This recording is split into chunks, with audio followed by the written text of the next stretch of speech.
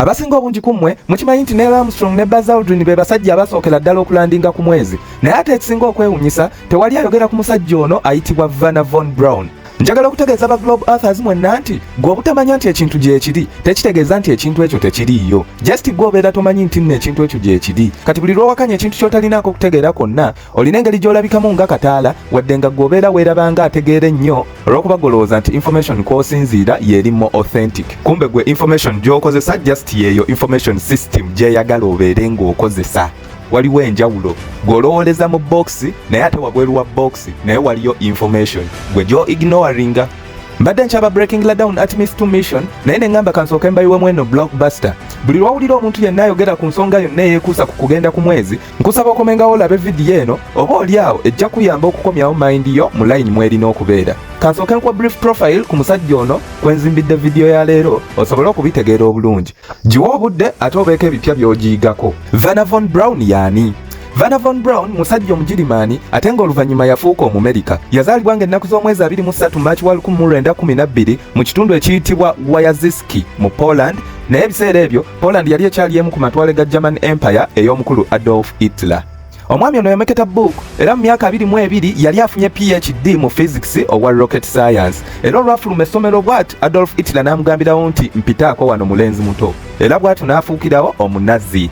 Mu nkambi y'amagye ga Hitler omwami ono gye yazimbira misu ey'omutawaana ennyo eyitibwa V2 rocket. V2 kiggwayo nti Vergeltungswaffen 2 ekitegeeza vengeance 2.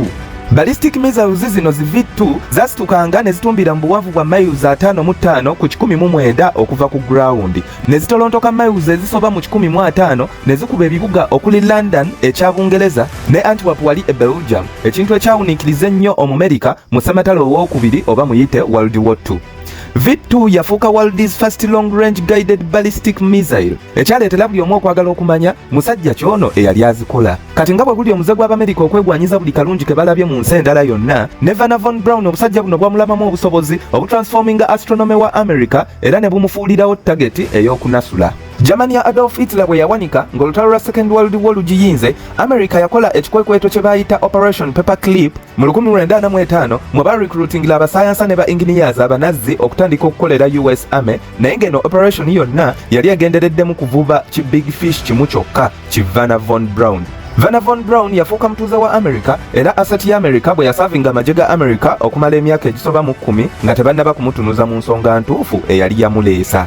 Emyaka egyaddako nga Second World War eggweredde ddala, focus yava ku kweraga eryanye mu nkola y'ebyokulwanisa ate nedda mu by'obwengula biyite astronomy. Wano America ne Soviet Union kati gy'omanyi nga Russia be baali basinga okubbinsanya nga balwanira amaanyi mu bya astronomy oba ebyobwengula. To cut the long story short, wano America we yatandikirawo ekitongole kya NASA era Wernher von Braun n'asabibwa okukozesa amagezi ge g'akozesa okuzimba misu okukola rocket esobola okusituka vertically nga ku mulundi guno tagenda kukuba muntu yenna wabula okulandinga ku mwezi. Wernher von Braun yafuuka director wa NASA mu 1958 era kyekyo lwaki abamu bamuyitira ddala Father of NASA, y'omu ku ba founders ba NASA. Yatandika okukola ku ky'okuzimba rocket eritwala abantu ku mwezi era yakola design za rocket eno n'azanjula eri eggwanga okuyita ku ma-TV. Mu mwaka gwa 1969 rocket eno eyitibwa Saturn V yali ewedde okuzimbibwa era ng'ennaku z'omwezi 16 Julayi wa 1969 mbu Wernher von Braun yatikka Neil Armstrong ne Buzz Aldrin mbu ne balandinga ku mwezi ne bamala ki rocket ekyo kye kimu ne kibatikka ne kibakomyawo wano ku nsi. Kati vidiyo enkulu etandikira wano.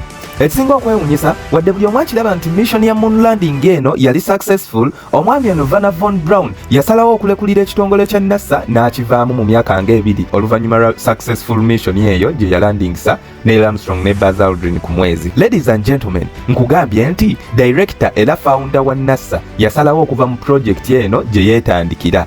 Lwakuba ekirungi yaleka asomesezza abaana okuzimba zi rockets era ekyo nsobola okugamba nti Omumerika yali amubaze kumubbako magezi ag'okuzimba rockets.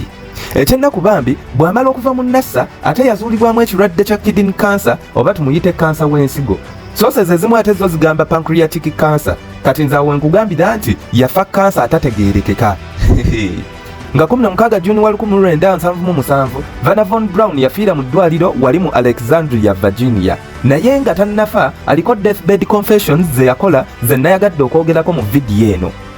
Ebimu ku bigambo byasembayo okwogera byali bino: I've been saying for years that there's life on other planets. Now I'm not so sure. maybe we are alone in the universe after all. Mu Luganda confession eno tuyinza okugivunula bwe tuti, maze emyaka nga mbagamba nti waliyo obulamu ku planets endala, naye kati obudde buno sibikakasa oba olyawo tuli bwannamunigina mu bwaguuga bw'ensi eno fekka bwe tuti. NASA yavaayo newakanya ebigambo bino omugenzi bye yayogera, negamba nti bano abaabyogera be baali bawanda ebigambo mu kamwa k'omugenzi, nti era bo omugenzi baali bamumanyi nnyo, yali tasobola kwogera bigambo bifaananako bwe bityo. Confession endala omugenzi gye yakola yali bweti, I'm not the monster, me I'm just an engineer.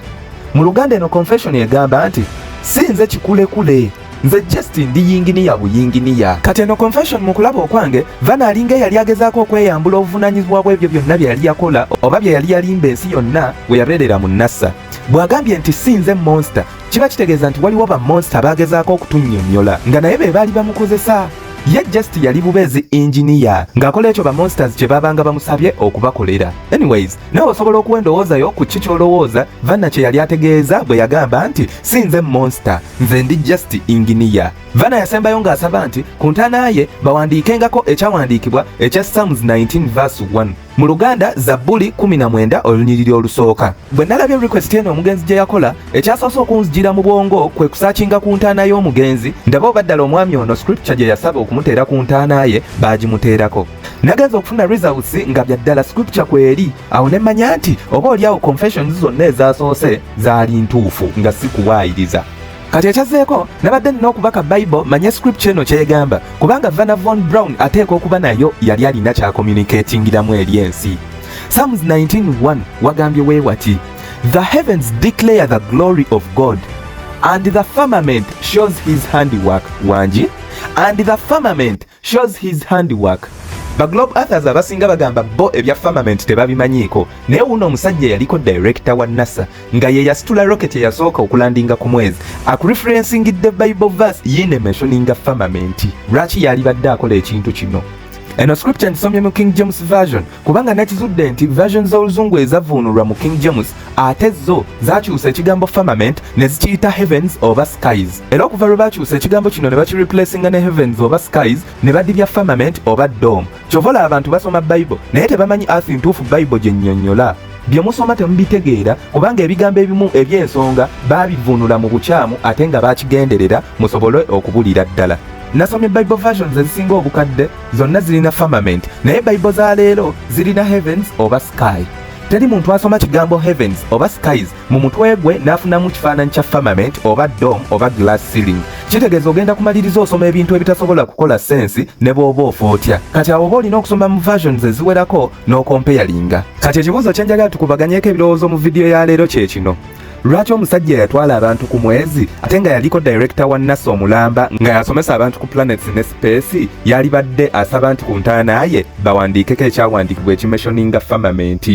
Ye lwaki system yasalawo okusirisa omusajja ono yakola omusingi gwa space travel gwonna. Eno video kangikomye wano nga nkulaga Buzz Aldrin gwe mumanyi ng'omusajja yasookera ddala okulinnya ku mwezi ng'akonfessinga nti eyo yali just a prank. So ate ye munne Neil Armstrong twamulaba dda bwe baali bamukwasa Bible okulayira obanga ddala yagenda ku mwezi n'agaana okugikwata. Naye nga lwaki omuntu yali badde agaana okukwata Bible okulayira nti nno yakola ekintu nga ddala yakikola? Lwaki waali badde ogaana? Gwe ekyo nakyo kefuuka ensonga ey'okulowoozaako.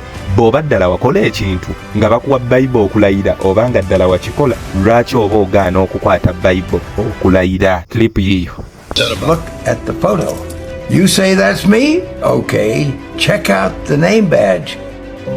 It says Aldrin. Looks like you're right. But notice the helmet. Can you see my face? No. This is a secret I've been keeping for almost half a century. On July 20th, 1969, Neil Armstrong and I pulled off humanity's first extraterrestrial prank. What was the scariest moment of the journey? Scariest? It didn't happen. It could have been scary. We went down and we watched you guys land on the moon, No, which you was didn't. No, you didn't. what? Because there wasn't any television. There wasn't anybody taking a picture. You watched animation.